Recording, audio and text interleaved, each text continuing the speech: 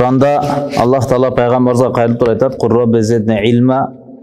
O Muhammed sen aytqın, "O Rabbi menin ilimimdi köbeytkün" dep aytqın deydi, dua kılgın deydi. Yani Peygamberimiz sallallahu aleyhi ve sellem'din köp sıfatlarını Allah Teala özü maqtagan. Kebir kılgan kurbançılıklarından Allah Teala biraz kaytarıp, anında azayt ançalık maşakat kötörbe dep aytqan. Biroq ilim masalesine kelgende Peygamberimizge Allah Teala joldomo berip atat, buyruk berip atat. Sen Allah Teala'dan dua kılgın, "Ya Rabbi menin ilimimdi dagı köbeytkün" dep Rabbinge kayrılgın dep Allah Teala Peygamberimizge joldomo aytты da. Daça aytkanda bul ilimdin köptügü, ilimdi talap kılуу, menen biz dünyöge kelip akıl esibimiz tanıgandan başlap, aң sezimimiz tolgondan başlap, dünyödөн ötkөнгө чейин biz ilim talap kılış kerekmiz. Eldin ortasına aytılgan söz var, ilimdi talap kılgın egerde Kıtaydan bolsa dagı depçi. Bul hadis emes, Peygamberimiz aytkan söz emes, elderдин sözü. Kebirler hadis dep alabыз. Adamların aytkan sözü manisi tuura, kayaktan bolsa dele ilimdi talap kılış kerekmiz. İlimdi talap kılgın deyt, beşikten kabırga çeyin deyt. Beşikten teşikке çeyin dep koyat. Bul dele adamdardın sözü hadis emes, biroq hakikati tuura söz. Antkeni bilbegen nersebиз көп da. Adam balasının jaralısı tuurasында Allah Teala aytıp aytat, "Biz sizlerdi enеңердин kursagынан hiç nerseni bilbegen abalda çağırganбыз. La ta'lamuna şey'an." Nakira. Yani hiç nerseni bilbeysiңер. Dünyöge kelgende eçtekени bilbey çıkkanбыз da. Demek bilbestik, birdekeni suroo, bir nerseni үйрөнүү, bul adamga hiç kандай ayıp emes. Sebebi bizdin negizi пайдубалыбыз bilbestik, nadandыкка kuralgan. Hiç nerse bilbeyt bolçuk. Demek үйрөнгөнгө biz mildettibиz. Har bir nerseni surap, taktap, kılganга mildettibиz. Birdekeni suraş bul ayıp emes da. Biroq bilbey dagı жүрө берет, biroq surabайт, үйрөнбейт, bul öte çoң ayıp. Bilbeyle жүрө бере турамызда çoң ayıp. Sodаны kılıp atasың, sodаны bilbeyle kıla bersen, keyin anan uçuru kelgende katı jogotуп uçurayсың da. Sen bilbeyle kıla bergensiň da. Ошондой эле жашообузду тактабай эле жашай бере турган болсок, bir учур келет, башыбызды кармап калабыз, кеч болуп калат да.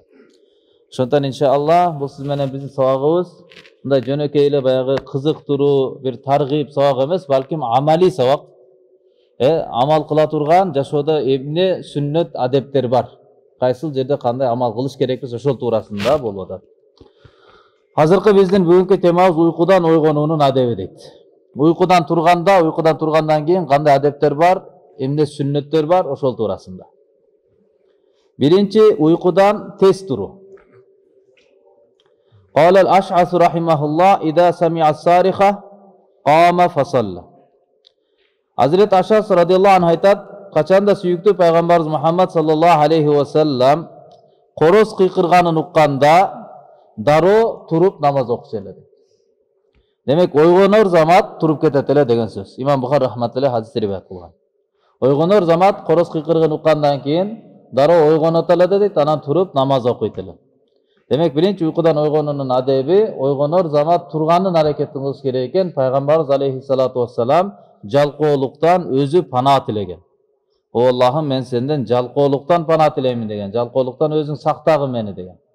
Şondan inşallah jalkooluk kaldırmasdan oygonor zamat turup ketkenden hareketin kılalı. Keyinki adep uykunun mastığın ketiriu üçün közdördü uşalуу. Oygongondan keyin közdördü uşalayt degenmiz. Qala ibn Abbas radıyallahu anhuma bittu inda khalati Maymunata faja'ala yamsahu an-nawma an wajhihi rawahul Bukhari. Hazreti Abdullah ibn Abbas radıyallahu anhuma aytat, men tayejem Maymuna radıyallahu anhanın aldında tün ötkörüp kaldım, uktap kaldım. Oşonda Peygamberimiz sallallahu aleyhi ve sellem'di görsem, Peygamberimiz oygonup yüzünen uykunu sürttü. Yani oygonar zamat yüzünen uykunu sürttü. Alımlar aytkan, oşo yüzdü sürtkönde kolun alakandın içi menen emes, balkim oşol baş parmaktın art tarafı menen sürtse jakşıraak bolot. Bul jer tünü uktaganda adam özünün kontrolünü jogotkondo jaman jaktarga тийбейт. Oygongondan keyin эле мындай кылып туруп сүртүп алып, өзүнө келип алып, анан кийин турат экенбиz. Дароо ойгонор замат секирип туруп кетмей жок. Allah'tın bergen belegine şükür kılуу menen oygonunun dubalарын oku. قال حذيفة بن يمان كان النبي صلى الله عليه وسلم إذا قام قال الحمد لله الذي أحيانا بعد ما أماتنا وإليه النشور رواه البخاري. Hazreti Huzayfa bin Yaman radıyallahu anhu aytadi. Payg'ambarimiz sallallohu alayhi vasallam uyqudan turganda mınday deb aytчу. Alhamdulillahillazi ушундай zat Allohga bardык maqtovlar bolsun. Ahyana ba'da ma amatana. Al bizdi öldürgönden keyin bizge ölüm bergenden kayra bizde tirildi ve ilayhin nushur jana aga gana kayta tirilip baru degen duanı okup çeken Peygamberimiz.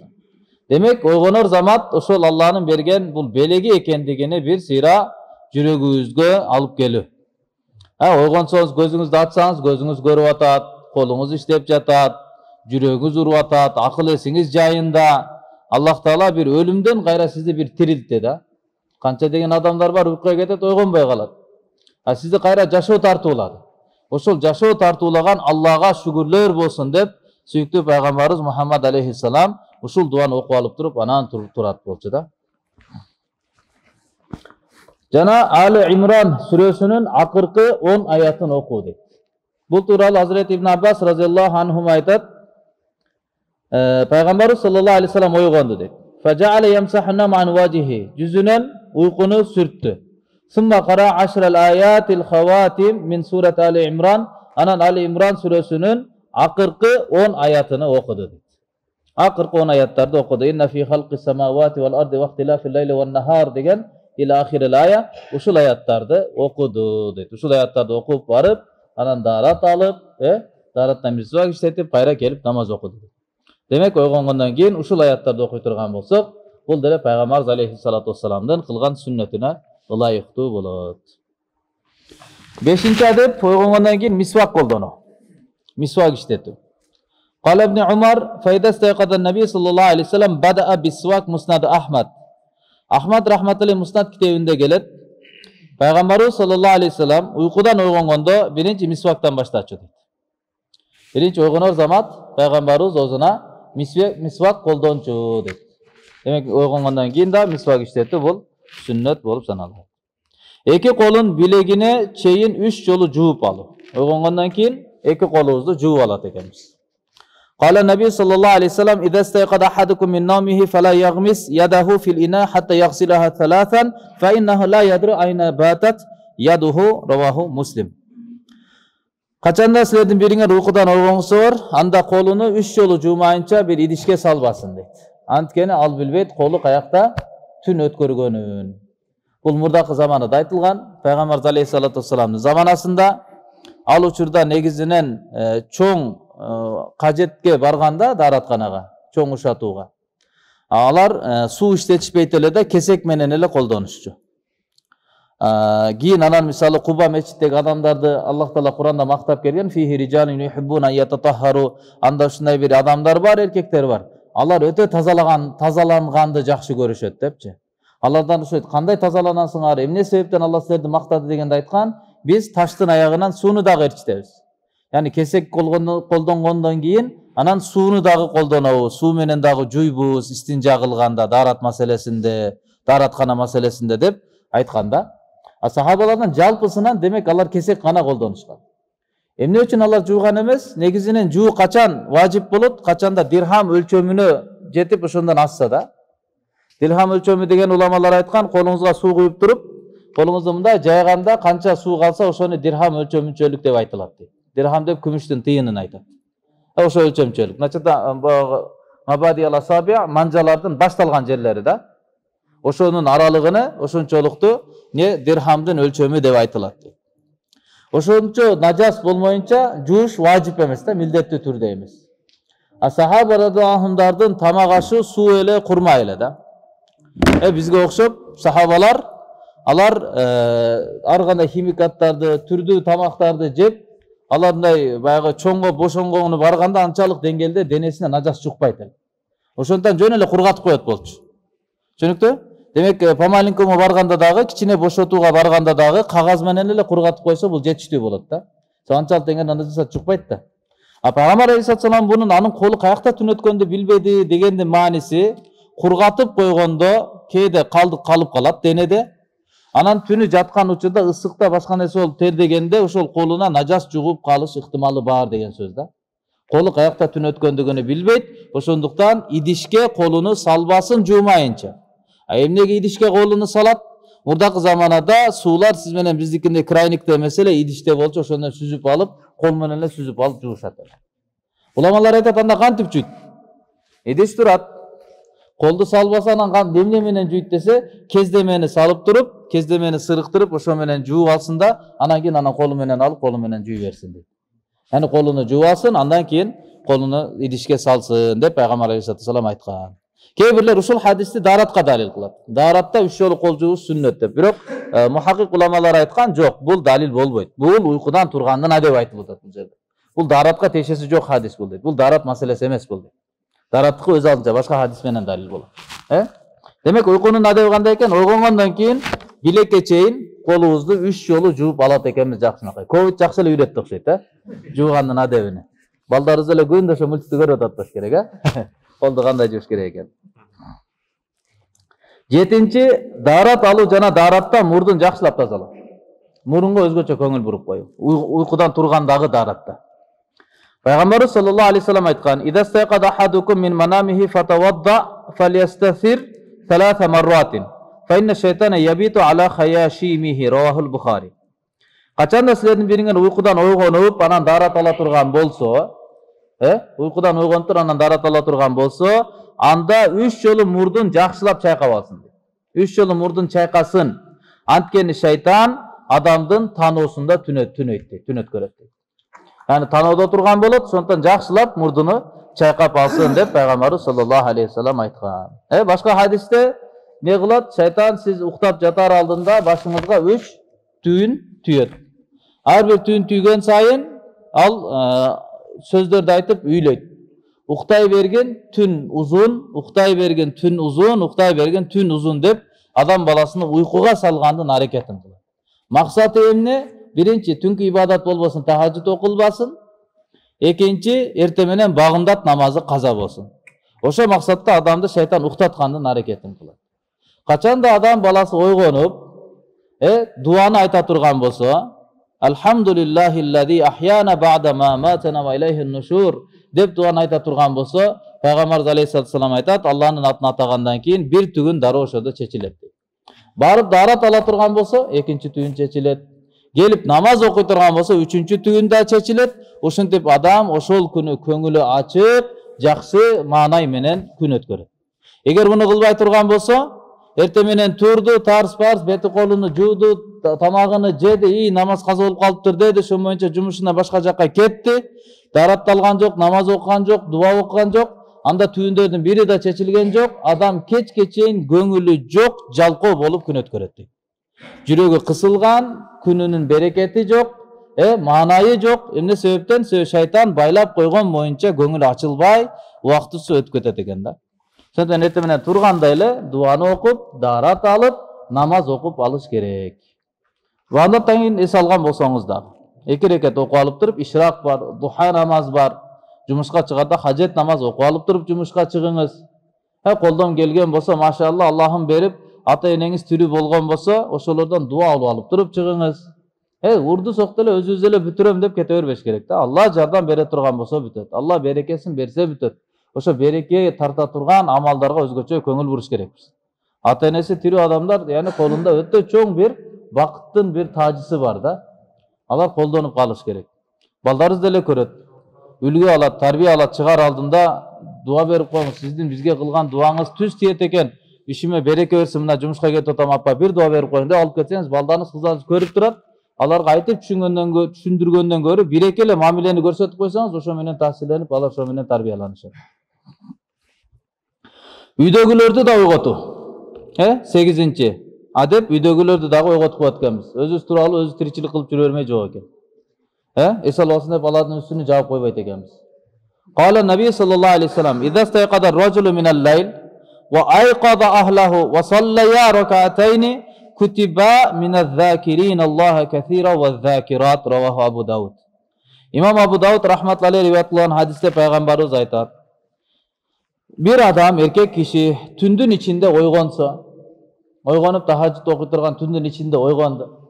Ойгонуп анан жана келип аялын дагы ойгото турган болсо, анан эки рекет намаз окушса, анда Алланын алдында Алланы көп эстөөчү эркектер жана аялдардын катарына кошулат дейт.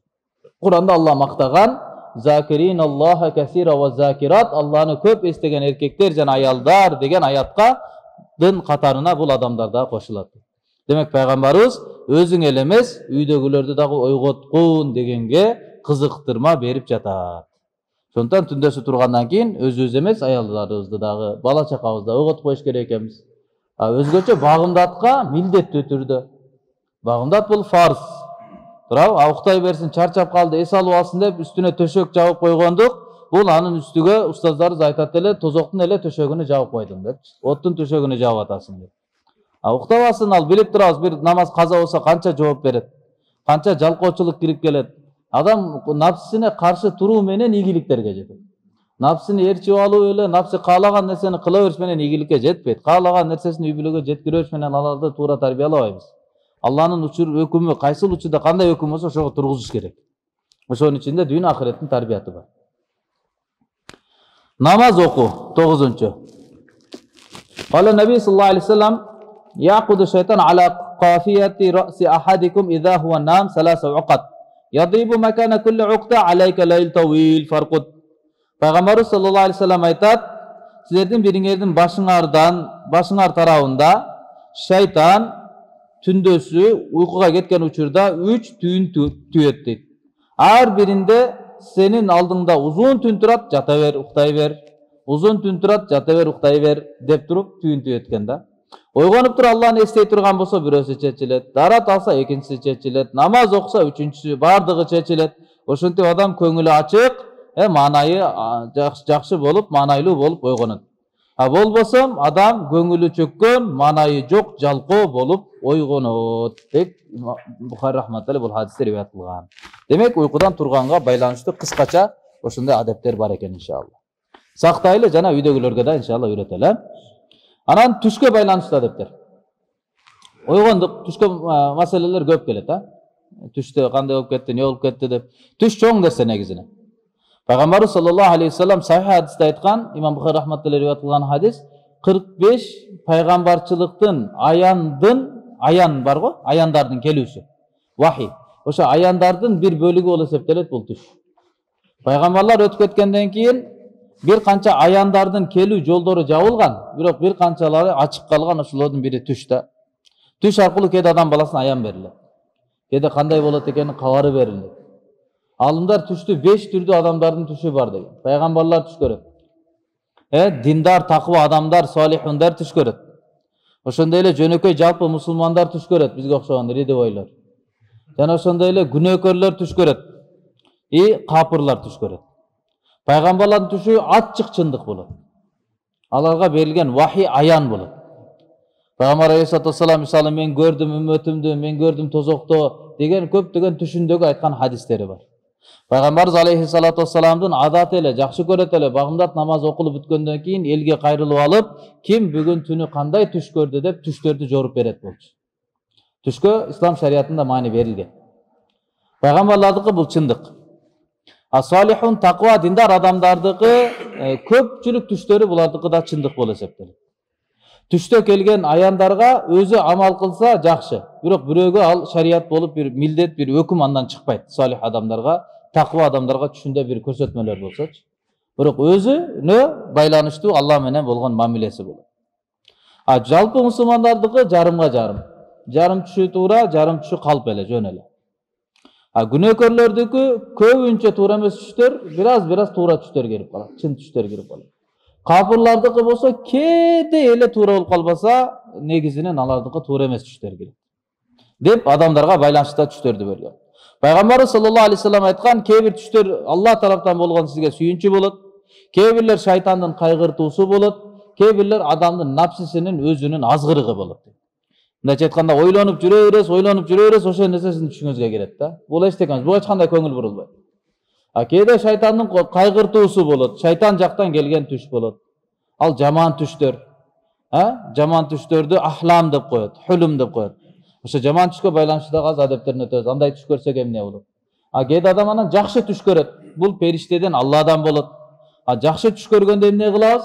Ал туурасында дагы азыр адептери Пайгамбар алейхисалам жолдомо айткан, ошолор айтылат иншалла. Мисалы Юсуф сүрөсүндө дагы Юсуф пайгамбарыбыздын анын падышачылыгы Египеттин Египет болуп ачарчылыктан, кыргындан аман калуусу дагы түштөн башталган да. وَإِذْ قَالَ يُوسُفُ لِأَبِيهِ إِنِّي رَأَيْتُ أَحَدَ عَشَرَ كَوْكَبًا وَالشَّمْسَ وَالْقَمَرَ رَأَيْتُهُمْ لِي سَاجِدِينَ. Юсуф алейхиссалам айткан учурда эстегин, о Мухаммад, атасына албетте мен көрдүм 11 жылдызды жана айды, күндү мага сежде кылып аткандарын көрдүм деп. Yani 11 деген бир туугандары болчу. Ай менен жылдыз деген ата энеси болчу. Алардын баары мага келип ийилип аткандарын көрдүм деп түшүнү айтып берди да. Ошо түшүнү жоруп берди Якуп алейхиссалам. Бирок буну башкаларга айта бербегин деп. Бир туугандарыңа айтпагын деди. Мындайча сага көрө албастык кылып аткан, сага душмандык каалаган, жамандык каалаган адамдарга жакшы түшүңдү дагы айтпагын, алар жаман жакка жоруп, жоксо дагы бир нерселерди, пландарды түзүп баштайт депчи. Ошентип анан кийин түш менен башталды. Падышачылыгы деле түш менен бүттү да, түш жоруп бериши менен. Түрмөгө түшүп калган эле. Ал жакта эки адамдын падышанын мурдакы колунда кызмат кылгандардын түштөрүнү жоруп берип койду эле. Ошолор анан кийин эстеп кетип, падыша түш көргөн учурда, биз ушундай түрмөдө бир адам менен чогуу жаккан элек деп, азыркы учурдагыдай амады келип, түрмөдөгүлөрдүн алар келип буну куткарып кетти, ошентип отуруп, булар болуп кетти да, кыскасы. Түштүн жоруп кеткендигинен болуп кетишти да. Ошондон түшкө кыскасы шариатта өзгөчө көңүл бурулат. Түштүн өзгөчө орду бар. Ошого байланыштуу кандай? Ошону карайлы. Ато кыйын да, кээде Кудайым сактасын жаман түш көрөсүз. Адамдар кээде келип сурап калат да, кээде түшүндө өзүнүн бала чакасына кол салып ийет. Ата энесини мисалы өтө жаман акыбалда көрүп калат. Жаман түштөрдү көрүп алат да, анан кыжаалат кылып адамды бузуп коет. Ойлонуп, эмне болуп кетет экен, кандай болуп кетет экен депчи. Пайгамбар алейхисаламдын жолдомолору бар, көрсөтмөсү бар. Аларды кыла турган болсоңуз, түш эч кандай зыян бербейт. Жаман түш көрдүңүзбү? Ошого сүннөткө жараша амал кылып коюңуз. Жакшы түш көрдүңүзбү? Сүннөткө жараша амал кылыңыз. Жакшы түштүн жакшылыгын көрөсүз, жамандыктын кесепетинен кутуласыз да. Жалпы түшкө байланыштуу адептер. Жалган ойдон токуп чыгарылган түштөрдү айтпоо. Кала Наби саллаллаху алейхи вассалам: "Ман тахаллама би хулмин лам яраху куллифа ан яқида байна шаиратайни ва ла яф'ала." Равахул Бухари. Ким эгерде көрбөгөн эле түшүнү айтса, мен ушундай түш көрдүм, тигиндей түш көрдүм. Кээ бир адамдар бар да, көрбөгөн түшүнү айта берет. Же айтып атып өзүнчө фантазиялап, коздоп кете берет, кошумчалапчы. Көрбөгөн эле түшүн эгерде ким айта турган болсо, анда ал адам кыяматта эки арпанын ортосун түйүн кылып бири-бирине байлаганга буйрулат. Ал эч качан андай кыла албайт. Мындайча айтканда, алдап койду, ошого далил талап кылынат, ал болбогон нерсени айтып койду, кутула албай калат деген сөз да. Эки арпаны, эки буудайды бирине байлай албайсыз да. Ошондой эле адам баласы кыяматта далил талап кылынганда далили таппай калат, себеби көрбөгөн нерсесин айтып койгон. Акыйкатта эчтеке жок, кыйналып калат дейт. Ошондуктан көрбөгөн түшүңөрдү айтпагыла дейт. Бир. Экинчи адеби, алым же жакшылык каалаган адамдарга, алымдарга же насих деп коет, сизге жакшылык каалаган, сизге насаат айтууну каалаган, жүрөгүндө сизге жакшылыгы бар адамдарга гана жакшы түштөрдү айтуу. Пайгамбар саллаллаху алейхи вассалам айткан: "Ла тaqusса ру'ya illa ala alimin aw nasihin." Раваху Тирмизи. Тирмизиде келген, Тирмизи шарифтеги хадис, түштү алымга же жакшылык каалоочу адамга гана айткын дейт. Башкаларга түшүңдү айтып бербегин. Түш жорууда шашпо. Шашылбо. Пайгамбар саллаллаху алейхи вассалам айткан: "Ар-ру'я ala rijli ta'irin ma lam tu'abbar, fa idha 'ubbirat waqa'at." Абу Дауд риwayatында. Бул түш дейт Пайгамбар саллаллаху алейхи вассалам. Жоорулганга чейин канаттуунун бутунда кармалган сымал дейт.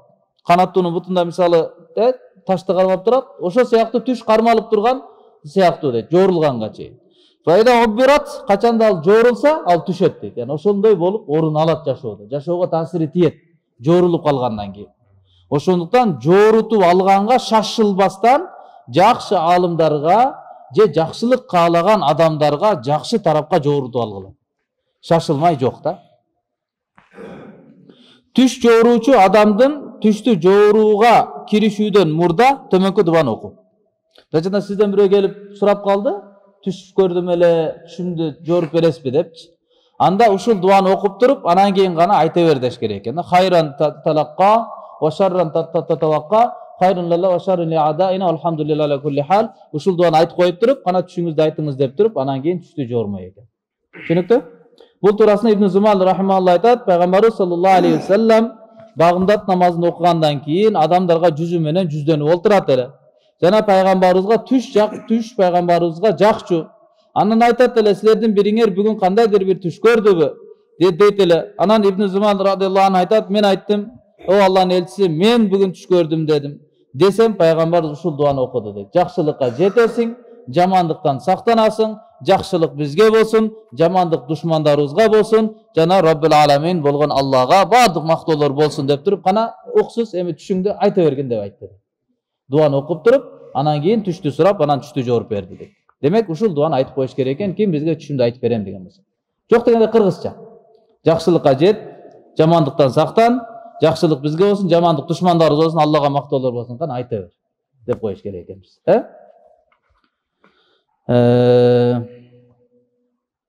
Жана ошондой эле пайгамбарыбыз саллаллаху алейхи ва салламды түшүндө көрсө, анда ал чындыгында пайгамбарыбызды көргөн болот эсептелет.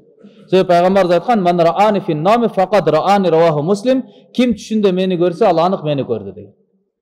Бухари риwayatында келгенде: "Ман раани фил манами сайраани фил якда", ким мени түшүндө көргөн болсо, анда жакында, анда ал ойго учурунда дагы мени көрөт.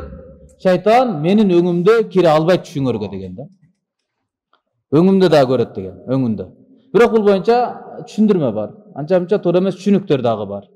Кейбирлер хадистин сыртын алып туруп, чындап эле пайгамбар алейхиссалату вассаламды өңүндө көрөбүз дегендер дагы бар.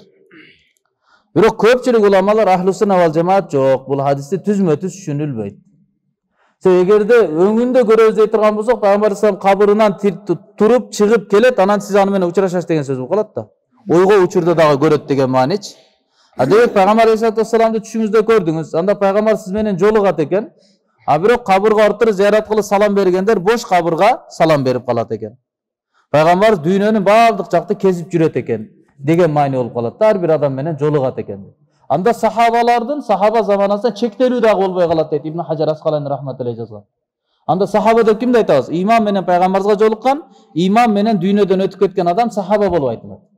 Анда кыяматка чейин адамдар сахаба боло берет экен анда. Ким эле түштө көрсө, анда ойго учурда пайгамбарыбыз менен жолуга берсе, анда ал деле сахаба экен. Иманында жолукту, иманда дүйнөдөн өтүп кетсе сахаба болуп эсептелип калат дейт. Ошондуктан буну сырткы мааниси кабыл кылынбайт дейт.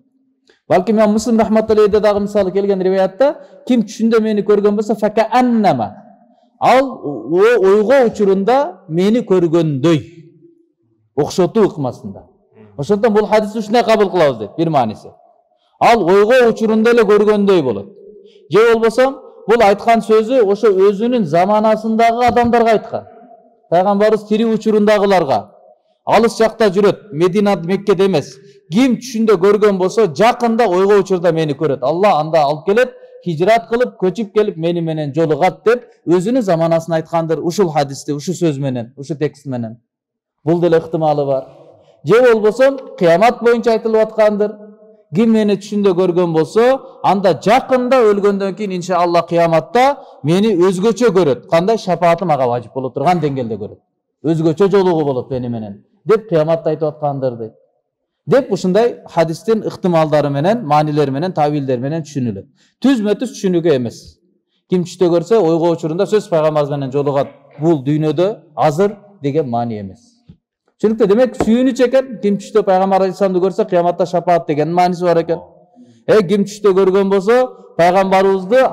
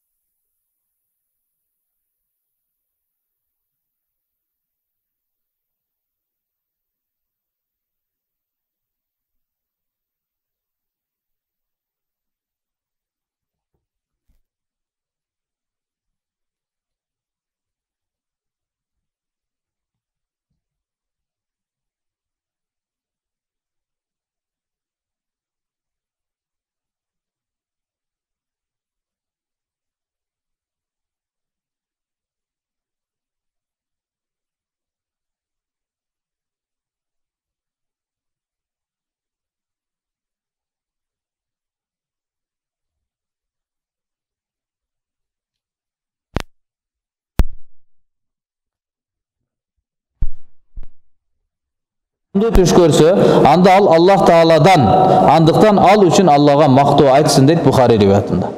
Demek жақсы tuş görüp kalsak, bu Allah'dan eken, Allah'dan bolğandan Peygamber zaten demek Allah'a maqtoo aytsın deydi. Düşünüzde maşallah umrada жүрөs. Ötkende bir dostum aytıp kaldı, umra barıp kelgenden keyin bir 20 günde olup kaldı go deyim. Günde tuş görüp atam dedi da. Günde tüşümde umrada жүрөm депчи. Yani Allah'ın жақсылығы. Biri barıp kelip alıp, bирок 2 aylap boyu o şakta жүрөсең sonunda tünü boyu ibadat kılıp жүрсөңчү. Bирок Allah'dan kim жақсы tuş görgen bolsa, anda Allah'a maqtoo aytsın deydi. Tüşüңüzde maşallah ötüp ketken ata-enеңizden suhbatlashıp oturasız. Жақсы tuş, turup alıp Allah'a maqtoo aytsın deydi. Allah berdi bunu, Allah'ın жақсылығы. Ekinci kubanu, жақсы tuş görgenden sүйүнүш керек. Allah'dan boldu deyip. Perişteden boldu deyip, sүйүнөлү deyip. Üçüncüsü, tüştü жақсы sanalaş adamlardan başkalarga aytpo. Peygamber aytkan fein ra'a ru'yan hasanatan falyabshir. Egerde жақсы tuş görse sүйүнсүn. Wala yukhbir biha illa man yuhib. Жақсы көрген адамдан башка эч кимге айтпасын.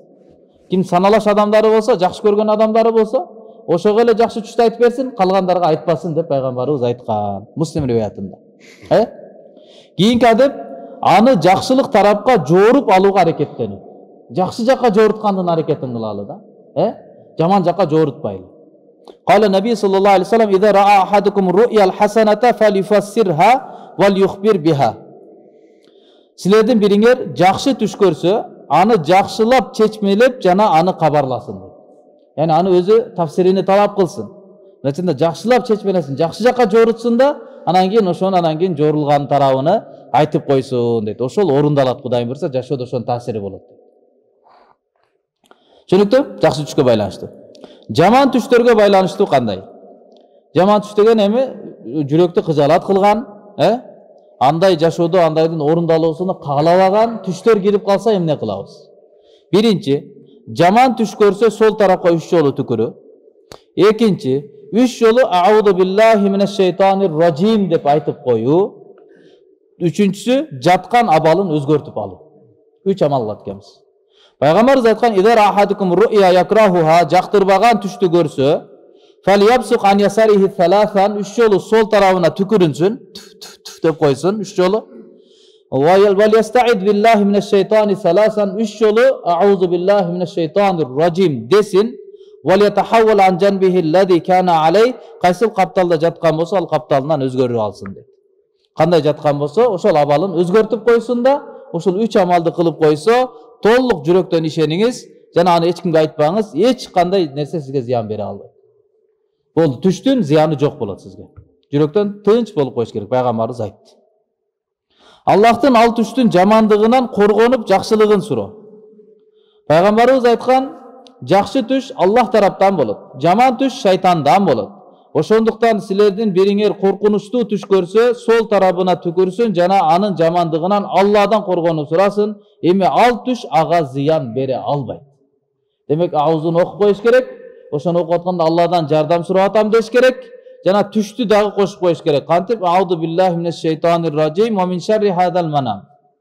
Ушул түштүн жана шайтандын жамандыгынан Алла аркылуу панах дилеймин деп койсок, болду. Демек пайгамбарыбыз айтты, эч кандай зыян бербейт ал түш дейт. Жана пайгамбар алейхиссалату вассалам айтат, имам Муслим рахматуллахи риваят кылган хадисте, кала наби саллаллаху алейхи вассалам, фа ида ра ахадукум ма якраху фалякум фалисалли ва ла юхаддису бихан нас. Силердин бириңер жактырбаган түштү көрсө, турсун да намаз окусун жана аны адамдарга айтып бербесин. Демек амалдар кандай болду? Жаман түш көргөндө ойгонсок, 3 жолу түкүрүнөбүз, ауыздын окуйбуз, анан акыбалды өзгөртүп алабыз, намаз окуйбуз, адамдарга айтпайбыз. Ушуну кылып кое турган болсо, болду, ал адамга эч кандай жаман түштүн кесепети болбойт, коркпой эле койсок болот. Аллахым баарыбызга амал кылганга мүмкүнчүлүк берсин.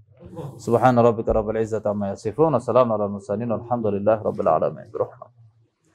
Алла разы болсун, машаалла.